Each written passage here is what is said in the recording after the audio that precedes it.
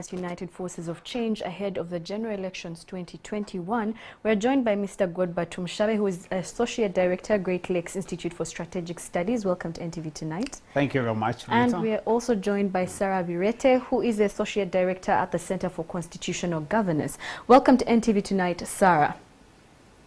Thank you very much, Rita. Now I'll start with you, Godba. What are your thoughts on this new alliance? Yeah, so essentially, first of all, to think about it is to say what is the problem? What is the issue that this alliance or any other alliance is trying to confront? Ugandans, I think, need to understand that as a country, I think we are at a point where we need to describe ourselves as like we are in a condition of occupation.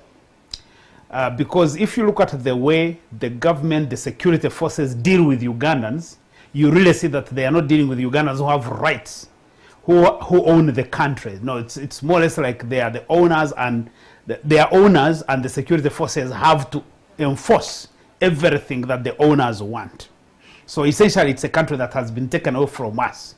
So for me, I'm happy that first of all that Bobi Wine and Kizza Besigye are talking of an alliance, working together, coming together to confront the situation that we have. But secondly, I think the most positive thing about this alliance is that this is an alliance of forces, not of political parties. Because we have lived a lie where people think that they are political parties. So in other words, there is a ruling party and opposition political parties. And yet we know that in real terms, we don't have a ruling party. We have a group of people who captured the state, and therefore everybody who wants to oppose them is opposing the state. The very institutions of state that are supposed to be guaranteeing and protecting your rights are the same institutions that you have to be opposing or campaigning against. So I think the fact that we have Bobi Wine, who leads a movement of people power, and Kizza Besigye, who declared himself a people's president, so it's another movement coming together. I think that's what is positive about it, because at the end of the day, it's only the alliance of peoples. So the people power movement, the people's government, the media, the civil society, the religious institutions that have to come together to be able to resist the kind of oppression and injustices that we're seeing that have come to define the Uganda of today. Okay, and what about you, Sarah? What do you have to say about this new alliance? The new alliance is welcome, and I wish to note that it's important for the opposition to work together, but they should have principles guiding that alliance or coalition. I understand that the first objective the alliance announced was that they need to work together to fight COVID and work towards the elections. Yes, but they should first draw down principles, because we have had a series of coalitions in our politics in this country, starting with the pre-independence efforts and then Kabaka and UPC alliance that resulted into the crisis, the Uganda crisis, whose anniversary we are celebrating recently. But all these coalitions lacked clear principles that could hold them together. We had the inter-party forces led by Kawanga Semogere in 1996. But if you assess and see what has resulted in two efforts of people forming coalitions in this country, the results are not good.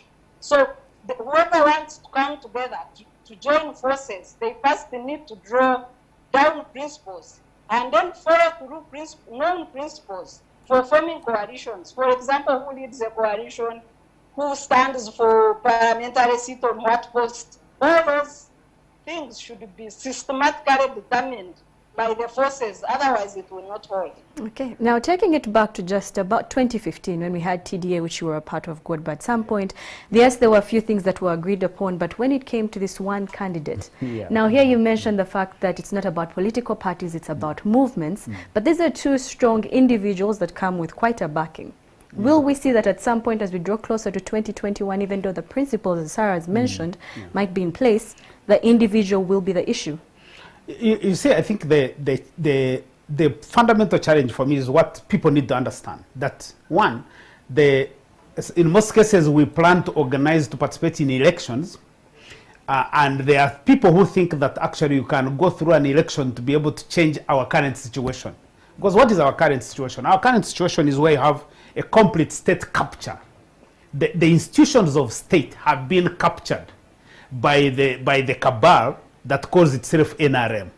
Because NRM is not accountable to anybody. It's not even accountable to Ugandans. So they have been captured.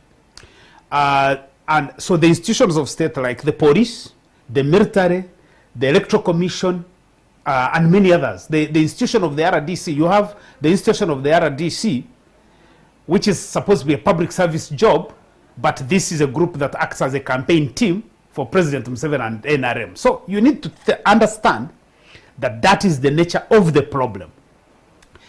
I want to argue, and I have been very consistent on this, that I don't believe that elections on their own, unless you have a massive revolt by the population, you cannot just go for election and say, oh, there is a party called NRM and FDC and DP and whatever, and say, we are going to retake our country from this capture. So the only way you can have elections be meaningful is if you are able to find a people coalition, a coalition of people, of movements, of individual citizens who say, this enough is enough. Citizens who know that the government is supposed to work for them, who know the police is supposed to work for them. Right now we have a police force. In the countries that are democratic, a police force is supposed to deal with public safety issues. Its job is to protect the citizens. Right now you have a regime protection police. Its main job is to protect the regime. And therefore you need to be able to understand all of that. And so for you to move forward with the elections, you first of all, you have to understand that. In fact, I agree with Sarah that the main things you need to discuss are more about what is our objective, what are the obstacles, and how do we need to remove the obstacles. In fact, the moment you start discussing who will lead the coalition, you've completely lost it from the word go. You want to discuss a strategy of how you dismantle this cabal, and then it is the strategy that will help you choose who is the right person or the right team to lead the movement. But if you start by saying who will lead this thing, you know that you are discussing a completely different issue, and that is not the problem, because this country has had leaders, and many of these leaders have let us down. So the problem is not just the leaders. The problem is, what do we want to achieve? What is our strategy? And therefore, who is the leader to help us achieve that strategy? Okay. Yeah. Well, as we wrap this up, just to bring you, Sarah, as well, back into the conversation, when we take a look at the general elections 2021, now all of this is aimed as we build up to that. But as we take a look at it, one thing is for certain right now is that many are looking at it as a scientific election that could possibly come around. What are your thoughts on it, Sarah? Yeah, first of all, the COVID pandemic disrupted the EC roadmap. But we are also aware of the constitutional safeguards, especially when it comes to the tenure of the president. The tenure of the president cannot be extended beyond 12th May. So come 12th May, Uganda must have a new leader. So either we can do that through elections, or if elections are not possible, then through Article 77 of the Constitution, you can have an extension of Parliament, and then the Speaker of Parliament becomes the acting president. But President Museveni cannot extend his stay in power beyond 12th May 2021. So what are the options available to Uganda as a country? And I think this is the debate that EC as a lead actor in holding elections in Uganda has been avoiding for quite some time. The country has been discussing schools opening or not opening. We have been discussing public transport. We have been discussing all other sectors, except the mandate of the people to elect their leaders in free and fair elections. So if we are unable, we all know that the roadmap for EC was halted in March, late March, when the pandemic broke out. So we have not had electoral college activities for choosing MPs for special interest groups as well as other leaders. Electoral college activities should have ended with June, and we are midway June today, and we have 15 days remaining. So what are the available options? Option one is postpone elections of special interest groups and first get the presidential and parliamentary elections out of the way because of the rigidity of the constitution around presidential elections. If that is not possible, then we have to discuss how to extend elections in this country, and all stakeholders must be involved. But that includes President Museveni stepping down as per the constitutional guidelines.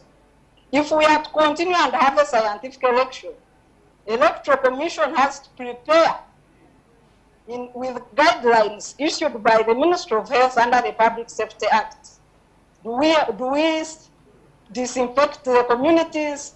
Do we sanitize voters? Do we buy temperature gauges? Do we observe social distancing as people line up to vote?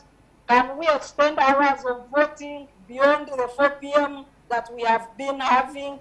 Because if you are to observe social distancing and the number of people, limit the number of people required at the voting polling station, then you need to look at extending voting, maybe to cover 2 days, so that you enable everybody who is eligible to vote to turn up and vote. Or can we do a digital election? We know that the US, which has very high COVID cases, is proceeding with their electoral roadmap. And they will have elections in November. But the elections will be digital, purely digital. So can we digitalize our electoral system in this country? These are some of the options that are available to us. Well, to you, Mr. Godba, what do you say of scientific elections within the country? Well, my personal view is that a scientific election is a no-brainer in many different ways. First of all, I think Ugandans need to understand that for us as citizens, we want an election so that we can determine our leaders. So that's very important. And if the Electoral Commission understood it that way, actually they wouldn't even have acted the way they acted, because essentially with COVID, the Electoral Commission almost went absent. And for me, I have argued in some of my works that actually, if you see how the Electoral Commission behaved with this pandemic, you realize that this is not an independent Electoral Commission, because it still has to get instructions from somebody, from government, from the president.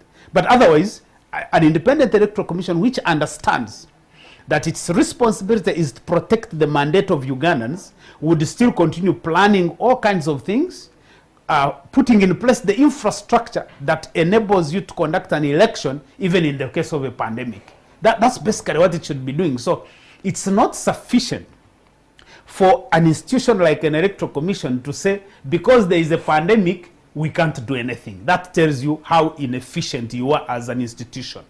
But secondly, in our current case, and I sympathize with Sarah's views about the scientific elections and whatever.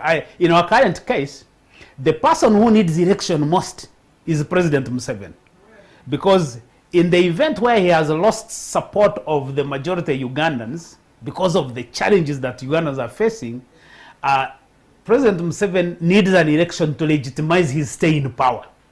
So my own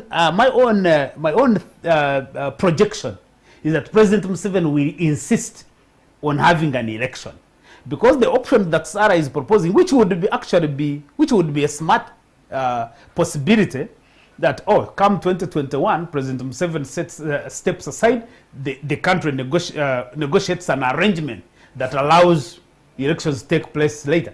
President Museveni would never think about that. So, in other words, what we are going to see is that President Museveni is going to organize this election, direct the Electoral Commission, which he has done all the time, and make sure that there is an election, and produce the results that he wants, because he needs it to legitimize his stay in power. Okay, well, thank you so much. That is having been joined by Mr. Godba Tumushawe, Associate Director at the Great Lakes Institute for Strategic Studies, and Ms. Sarah Birete, Associate Director, Center for Constitutional Governance. Thank you so much.